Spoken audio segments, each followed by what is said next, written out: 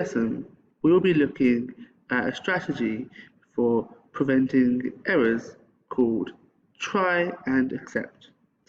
This is also called try and catch in some programming languages. Try and accept is a method for dealing with errors caused by mistakes made by the user when inputting data into your program. It is often called try and catch. However, as we're using Python, it is called try and accept. The idea is that when a user enters data, our try will show the lines of instructions we want to carry out. But if you have an error, instead of crashing the program, we use an accept to show a different set of instructions so the program can continue to run.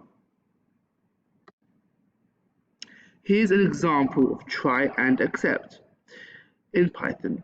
You can see we are asking the user to enter a number which they want the program to double. A typical problem that could occur is the user entering something that isn't a number. Without try and accept, the program will crash due to a type error. But by using try and accept, it will spot that a number wasn't entered and will avoid an unfriendly error message. And that's everything you need to know about try and accept